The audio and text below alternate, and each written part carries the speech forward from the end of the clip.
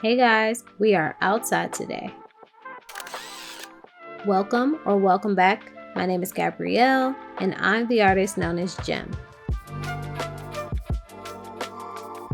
So, I'm not a vlogger. Well, I'm a vlogger, but I don't know how to vlog yet. Today, we're gonna be riding bikes in Central Park. We are in downtown Brooklyn, getting us some food. Boy. This is why I can't vlog. All right, guys. This was my first time visiting New York, and I knew that I wanted to do one thing: ride bikes in Central Park. I wasn't too eager to ride the subway, but we drove halfway and hopped on a train at Atlantic Station for the experience. Then naturally, we got lost, missed sunset, and had to cancel our reservation. But luckily, I booked tickets to the museum earlier that week as a plan B. So off to the West Village we go. I still got in a little bike ride since we had to travel a little under a mile from the train station. And it was a fun ride over.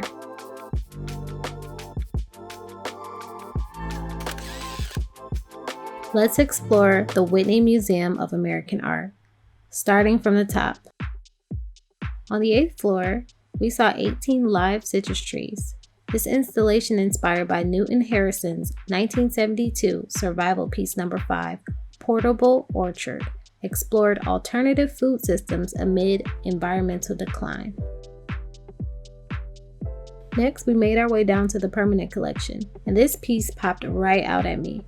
The Statue of Liberty was depicted in its original copper color. I also came across a few paintings by Georgia O'Keeffe, whose work I always enjoy seeing. Now I find myself in Wanda's world, fascinated by how these prints from years ago feel so fresh today.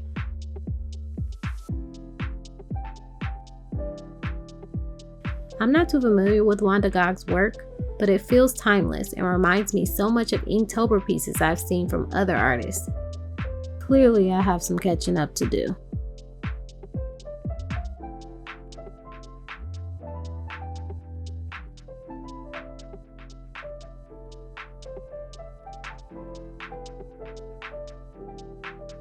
When I was first exposed to Hopper's work, I don't know what it was that drew me in. It feels magnetic. Not just these pieces, but other works like Nighthawks and Morning Sun. It just feels real, like a regular day. It feels like I was there.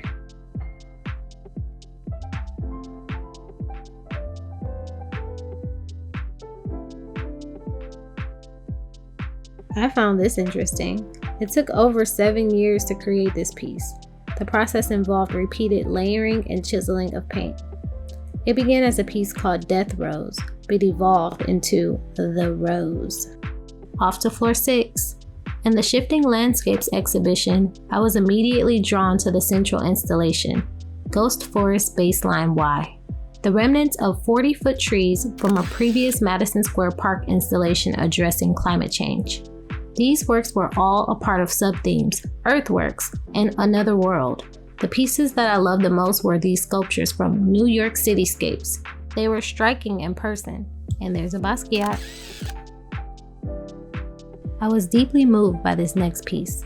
Living in Soho at the time, the artist Keith Mayerson witnessed the events of 9/11 and saw the first tower collapse.